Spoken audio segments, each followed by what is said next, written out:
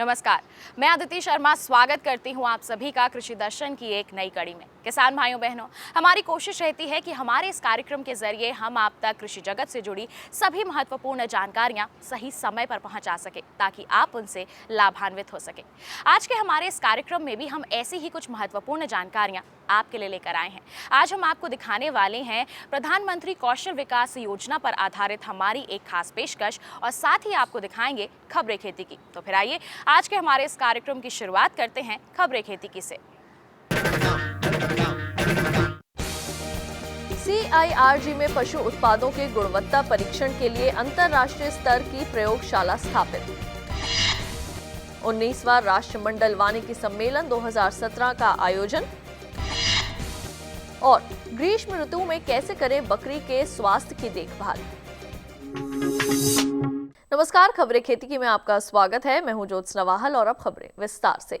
हमारे देश में खाद्य प्रसंस्करण मंत्रालय भारत सरकार ने पशु उत्पादों के गुणवत्ता परीक्षण के लिए एक अंतर्राष्ट्रीय स्तर की प्रयोगशाला केंद्रीय बकरी अनुसंधान संस्थान मखदूम फरा मथुरा में विकसित की है, जिसके द्वारा पशु उत्पादन से जुड़े विभिन्न लाभार्थियों को शिक्षित करना है। पेश है इस प्रयोगशाला पर यह रिपोर्ट।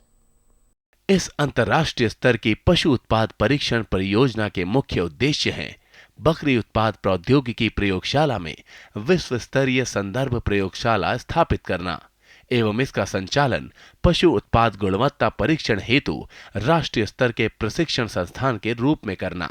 हमारे पास जो भी हम प्रोडक्ट हैं, हमारे पास रॉ मटेरियल जो अवेलेबल है, मिल्क है या उसके वैल्यू एडेड प्रोडक्ट हैं या आफ्टर प्रोसेसिंग के बाद हम जो प्रोडक्ट बना रहे हैं रेडी टू ईट के हिसाब से, वो सारे प्रोडक्ट में रेजिडुअल इफेक्ट क्या है वो एक ज़रूरी था। इस कारण से आपको मालूम है कि ministry of food processing industries एक सेपरेट मिनिस्ट्री है और वो basically after produce is available then only they are working, यानी कि उनका जो मेन वर्क है वो ये है कि आपका जो उत्पादन हो जाता है उसके बाद जितना भी उसमें कोई भी प्रोसेसिंग करनी हो, वैल्यू एडिशन करना हो, उस पर कार्य करते हैं।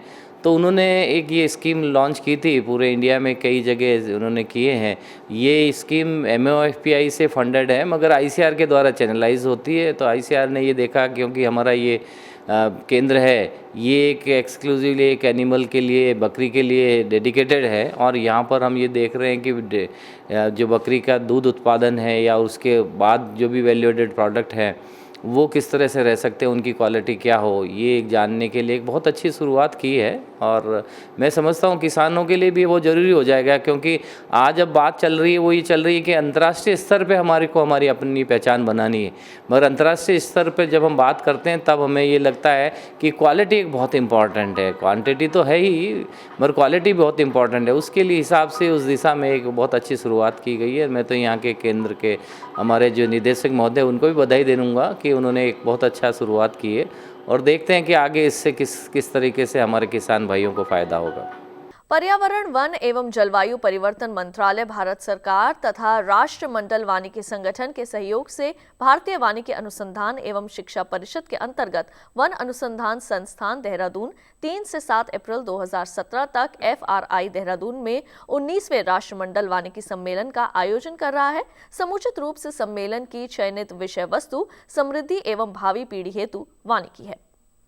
हमारे विश्व की बढ़ती हुई जनसंख्या की पूर्ति हेतु खाद्यान्न के साथ साथ स्वच्छ पर्यावरण की समस्या से हमारे राजनीतिज्ञ एवं वैज्ञानिक चिंतित हैं। इसलिए विश्व में वन एवं पर्यावरण के प्रति जन जागृति सम्मेलनों द्वारा बहुत हद तक इस पर काबू पाया जा सकता है। इस सम्मेलन की अधिक जानकारी देते हुए FRI की निदेशिका डॉक्टर सविता ने बताया, 3 अप्रैल से 7 अप्रैल एक 5 दिन की हमारी कॉमनवेल्थ फॉरेस्ट्री कॉन्फ्रेंस, ये 19वीं कॉमनवेल्थ फॉरेस्ट्री कॉन्फ्रेंस है जो FRI आयोजित कर रहा है। और ये बताते हुए मुझे हर्ष हो रहा है कि ये पहले भी भारत में कॉमनवेल्थ फॉरेस्ट्री कॉन्फ्रेंस हो चुकी है। जनरली ये जो कॉमनवेल्थ फॉरेस्ट्री कॉन्फ्रेंस है ये 4 साल के बाद होती है और पहले जो भारत ने होस्ट किया था इस कॉमनवेल्थ फॉरेस्ट्री कॉन्फ्रेंस को वो 1968 में किया था और ये दिल्ली में हुई थी।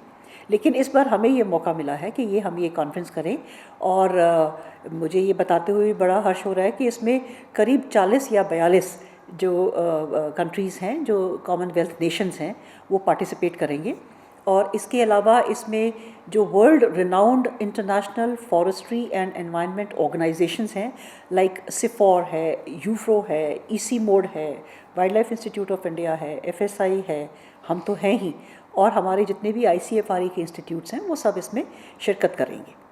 गरीब की गाय कहे जाने वाली बकरी आज व्यावसायिक तौर पर अपनाए जाने लगी है। हमारे बकरी पालक सारे साल इसकी उचित देखभाल करते हैं जिससे उनको अच्छा उत्पादन बकरी से मिले, किंतु कई बार थोड़ी सी लापरवाही से या उचित देखभाल न होने से ये नाजुक जीव कई बीमारियों एवं रोगों की चपेट में आ जाता है। विशेष तौर से गर्मी के मौसम में इसको कैसे रखें स्वस्थ, इसके बारे में जानकारी लेते हैं पशु स्वास्थ्य वैज्ञानिक से। गर्मी के मौसम में अच्छा उत्पादन लेने के लिए बकरी की खान पान एवं रहने की व्यवस्था का विशेष ध्यान रखना जरूरी है।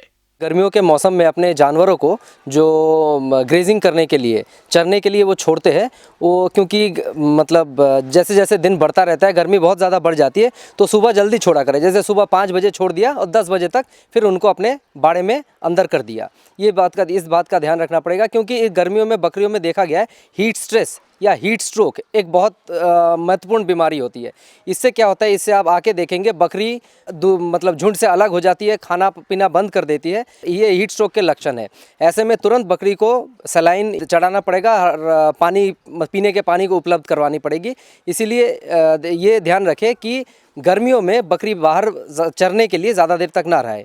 इसके अलावा ये देखा गया है कि गर्मियों में कभी कभी अचानक बरसात हो जाती है, तो उस समय ये ध्यान रखना पड़ेगा कि क्या होता है कि जो तापमान होता है वो बहुत ज़्यादा तापमान से तुरंत तापमान गिरता है। तो ऐसे में खासकर बच्चों में, जो छोटे बकरे हैं उनमें निमोनिया की बीमारी आ जाती है गर्मियों में। इसे हम टर्म में समर निमोनिया कहते हैं। अगर समर निमोनिया होता जाए तो उसको सांस की परेशानी होगी और बहुत तेज़ बुखार आएगा बच्चों में। ऐसे में वो उन बच्चों को अलग करे और तुरंत पशु चिकित्सक से संपर्क करे कि उनका इलाज किया जा सके। इसके अलावा एक और चीज़ की ध्यान जो ये रखना पड़ेगा कि इस समय क्या होता है, खेतों में जैसे फसल कि जो लेफ़्ट ओवर्स पड़े होते हैं तो वो काफ़ी कार्बोहाइड्रेट रिच होते हैं। तो अगर जानवर ऐसे खेत पे चले जाते हैं और बहुत ज़्यादा कार्बोहाइड्रेट खा जाते हैं तो उनको टॉक्सेमिया हो जाता है। तो ऐसे में लेकिन जानवरों का बचना बहुत मुश्किल हो जाता है। ये कुछ कॉमन मतलब बीमारियां हैं जिसको समर के मौसम में ध्यान रखना पड़ेगा। खेती किसानी में मौसम का महत्वपूर्ण योगदान होता है। देश की अधिकतर खेती मौसम पर ही आधारित है और मौसम की सही जानकारी होने से किसान अच्छा फसल उत्पादन करने में सफल होता है। तो आइए अब लेते हैं मौसम की जानकारी।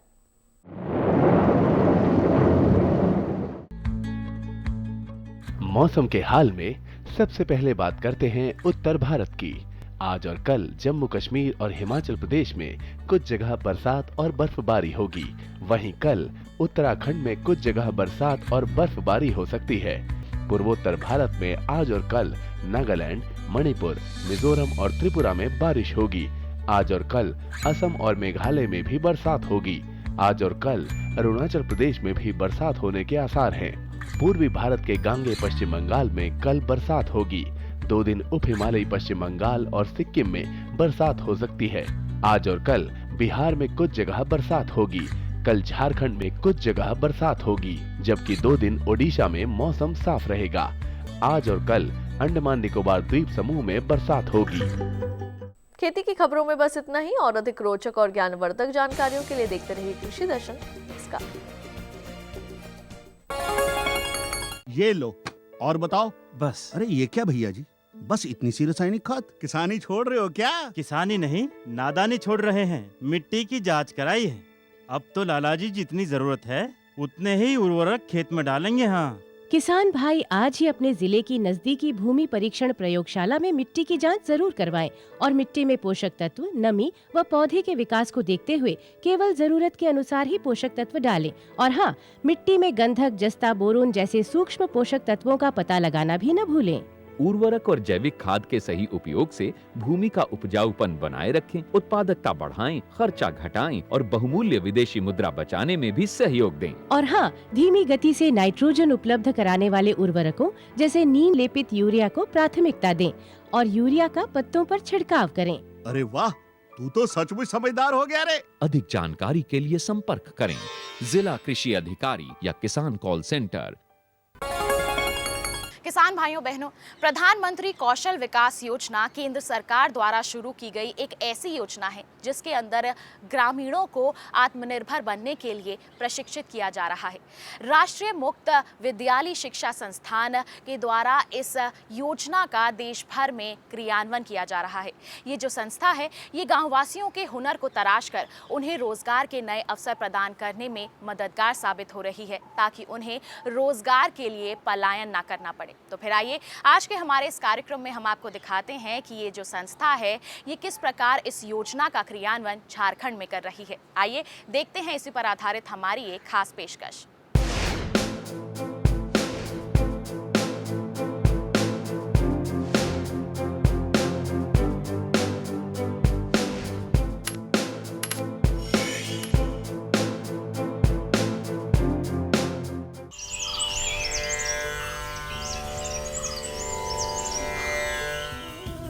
प्रधानमंत्री कौशल विकास योजना के तहत देश के युवाओं को प्रशिक्षण देकर उन्हें रोजगार के दायरे में लाने का प्रयास किया जा रहा है। इस दिशा में देश के कई संस्थान युवाओं को प्रशिक्षित कर रहे हैं।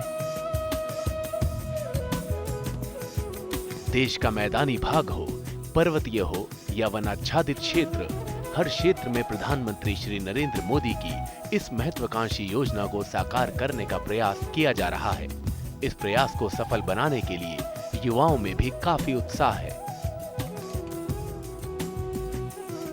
मिट्टी के दिए बनाने वाले से लेकर डेयरी स्थापित करने वाले भी बेहतर करने का प्रयास कर रहे हैं। कुछ कर गुजरने के लिए युवा तेजी से इससे जुड़ रहे हैं। इसके लिए चाहे उन्हें ऊबड़ खाबड़ रास्तों से गुजरना हो या नदियों को पार करना, जीवन में बेहतर कर गुजरने की प्रबल इच्छा इनके रास्ते नहीं रोक पा रही है।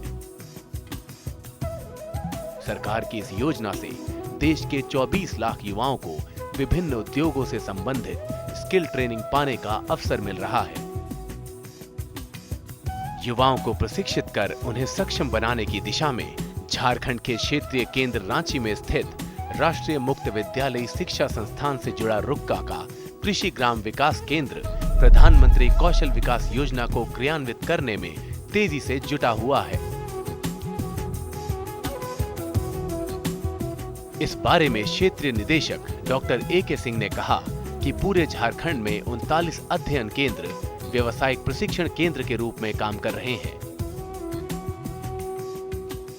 राष्ट्रीय मुक्त विद्यालय शिक्षा संस्थान क्षेत्रीय केंद्र रांची पूरे झारखंड प्रदेश के लिए कार्य कर रहा है और इस समय वर्तमान में कुल 39 अध्ययन केंद्र ऐसे हैं जो व्यावसायिक शिक्षा को बढ़ावा दे रहे हैं। और आपको बताना यहाँ उचित समझूंगा कि ये सारे के सारे ग्रामीण परिवेश में हैं और ग्रामीणों के कौशल को निखारने का एक अद्भुत प्रयास हमारे NIS के द्वारा किया जा रहा है।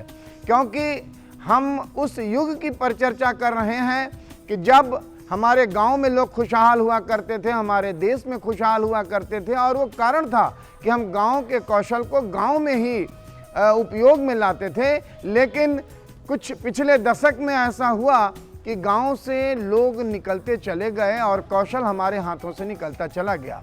लेकिन जैसे हम झारखंड के परिप्रेक्ष्य में यहाँ की सिलाई, कढ़ाई, बुनाई और यहाँ के कृषि और IT के क्षेत्रों के जो कौशल गाँवों का है उसको हम गांव के ही बच्चों को ले रहे हैं। जैसे आदिवासी हैं जो कि इस व्यवस्था से जुड़ नहीं पाए थे, NIS उनको एक ऐसा मौका दे रहा है, एक ऐसा प्लेटफॉर्म दे रहा है कि जिससे हमारे भारत सरकार की जो कौशल विकास योजना है उसको एक मूर्त रूप देने में NIS की भूमिका का निर्धारण किया जा सके।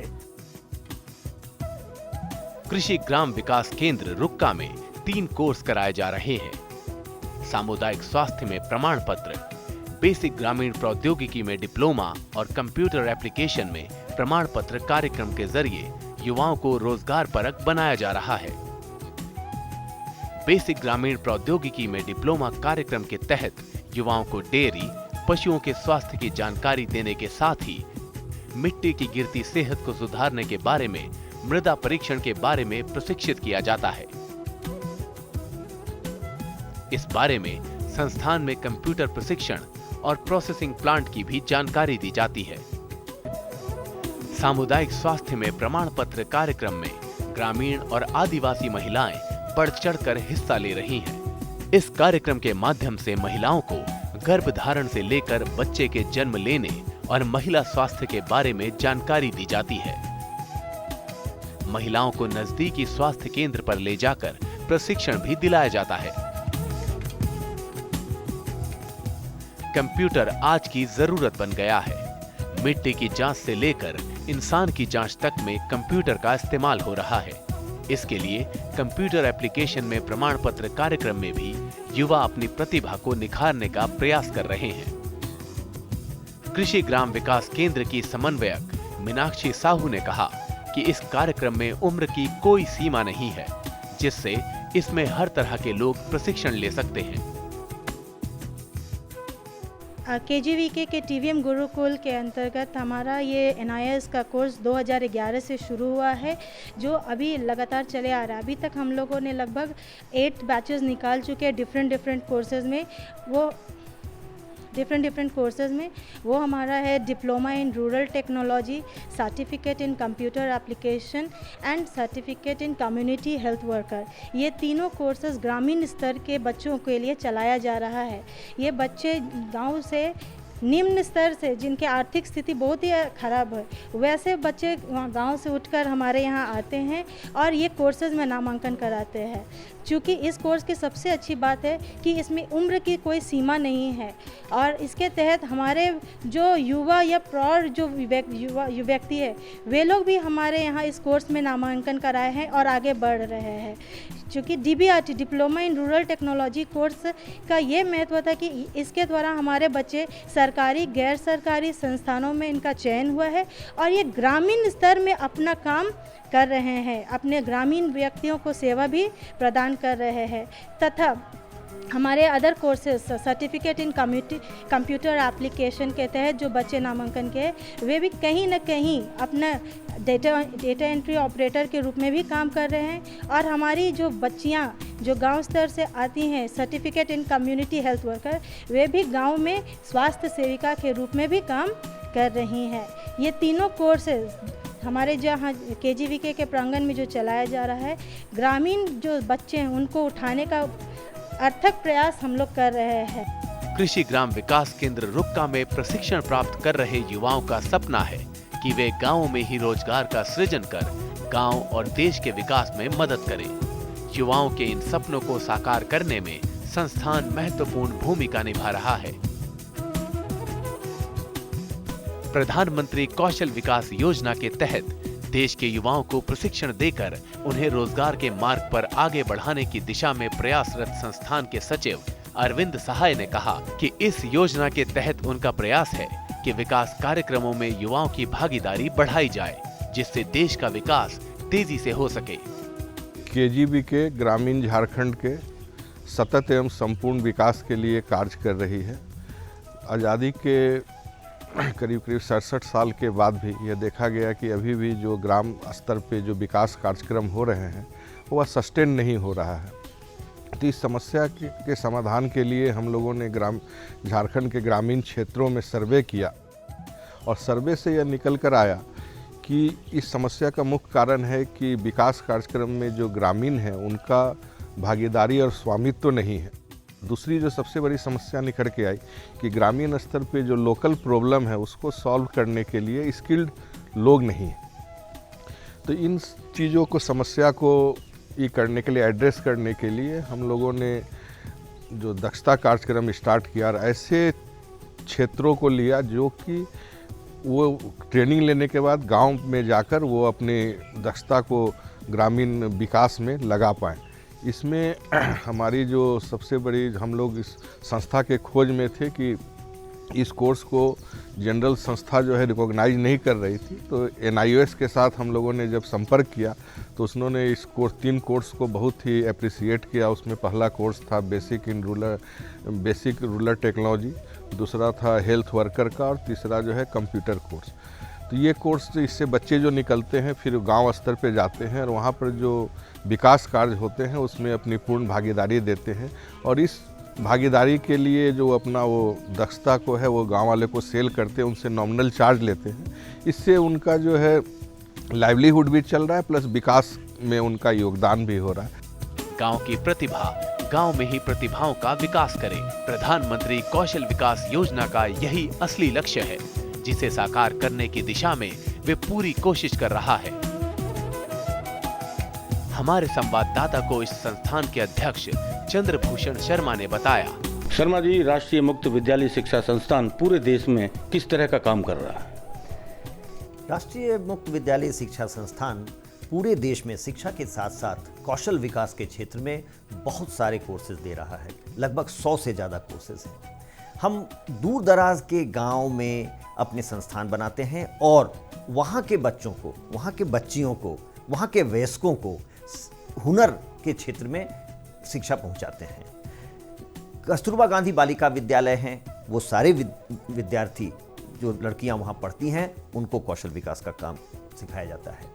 आपको पता होगा कि ITI में जितने बच्चे पढ़ते हैं, लगभग 18 लाख बच्चे हर साल दाखिला लेते हैं। उन सबको अब हम कौशल विकास तो वो करते हैं, उनको सर्टिफिकेशन करेंगे। तो 2 काम राष्ट्रीय मुक्त विद्यालय शिक्षा संस्थान करता है, कौशल विकास के क्षेत्र में हुनर पैदा करना और इस हुनर को सर्टिफाई भी करना। आपको जानकर खुशी होगी कि अब हम आर्ट्स, साइंस, कॉमर्स जिन क्षेत्रों में 12वीं का सर्टिफिकेट दिया जाता रहा है, अब हम हुनर के क्षेत्र में, वोकेशनल एरिया में भी 10वीं और 12वीं का सर्टिफिकेशन करेंगे।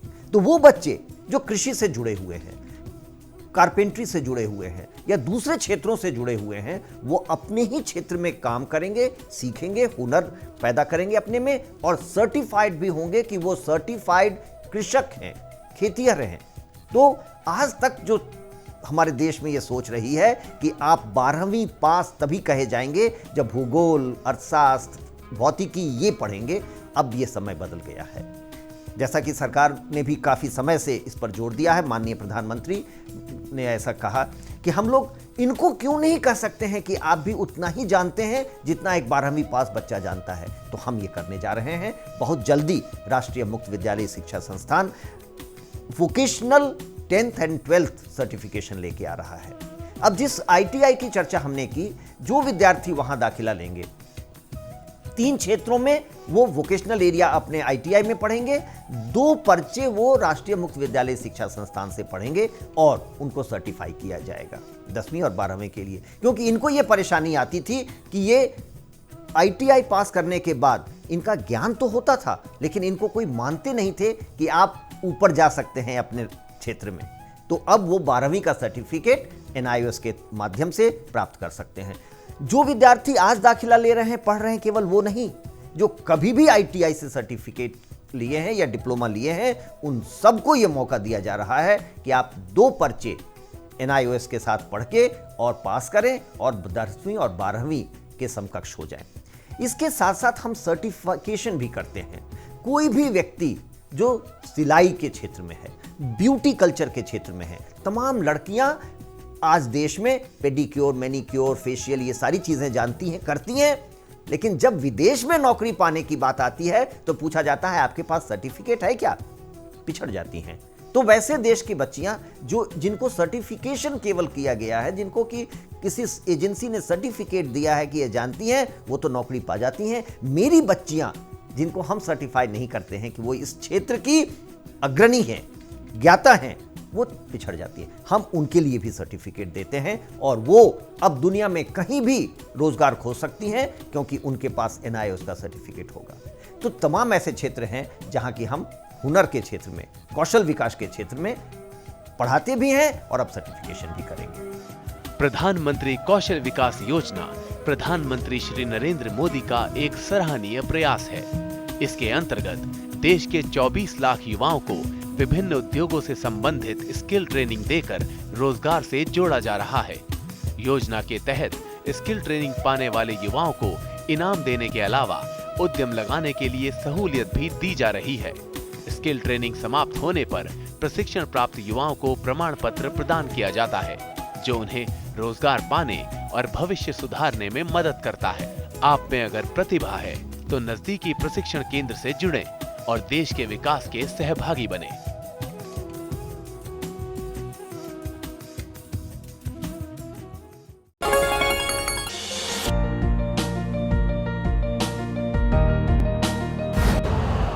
यूरिया का स्वदेशी उत्पादन 70 लाख टन बढ़ाने के लिए 6 उर्वरक संयंत्रों का उद्धार किया जा रहा है। FCIL के गोरखपुर, सिंदरी, तलचर और रामागुंडम संयंत्र, HFCL की बरौनी इकाई और BVFCL की नामरू फोर्थ। सोने पर सुहागा ये है कि देश में अब बनेगा सिर्फ नीम लेपित यूरिया, क्योंकि इससे होगा किसानों का फायदा ही फायदा। अनाज का उत्पादन 10% तक बढ़ेगा। बढ़ेगी 10 से 15% नाइट्रोजन क्षमता।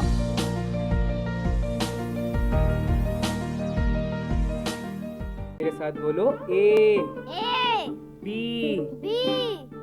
अरे नादान, बच्चे को एबीसी सिखा रहा है। अरे काम धंधे की एबीसी तू कब सीखेगा? ये देख विज्ञापन। तेरे जैसे कृषि विज्ञान सीखे हुए युवाओं के लिए भारत सरकार के कृषि मंत्रालय ने एक योजना बनाई है, ACABC। ACABC? जी हाँ, ACABC यानी एग्री क्लिनिक्स और एग्री बिजनेस सेंटर। इसके तहत कृषि विज्ञान पढ़े युवाओं का चयन होने पर उन्हें मुफ्त ट्रेनिंग दी जाती है और हाँ, अपना कारोबार चलाने के लिए बैंक से लोन भी मिलता है। इसके साथ ही अगर युवा अपने इलाके के किसानों की खुशहाली के लिए उन्हें खेती बाड़ी व अपने कारोबार से जुड़ी लाभदायक जानकारी देते रहेंगे तो उन्हें लोन पर 36 से 44% तक की सब्सिडी भी मिलेगी। तब तो मैं जरूर सीखूंगा काम धंधे की ABC। शाबाश, चलो अपनाएं स्वरोजगार, खेती में हो विकास अपार। आपको हमारा कार्यक्रम कृषि दर्शन कैसा लगा? अपने सुझाव, प्रतिक्रियाएं एवं सवाल हमें इस पते पर भेजें। कृषि दर्शन, कमरा नंबर 10, CPC दूरदर्शन, खेलगांव, नई दिल्ली 110049। जुड़िए हमारे साथ ट्विटर पर twitter.com/कृषिदर्शन.dd, फेसबुक पर facebook.com/कृषिदर्शन.dd और देखिए कृषि दर्शन अब YouTube पर भी youtube.com/user/कृषिदर्शन.dd। भेजें हमें मेल कृषिदर्शन.dd@gmail.com पर। हमारी अगली कड़ी में हम आपको दिखाएंगे हमारा विशेष सेगमेंट आपकी चिट्ठी आपकी ईमेल, तो आप देखना मत भूलिएगा। कल फिर होगी आपसे मुलाकात, तब तक के लिए हमें दीजिए इजाजत। आपका दिन शुभ और मंगलमय हो। नमस्कार।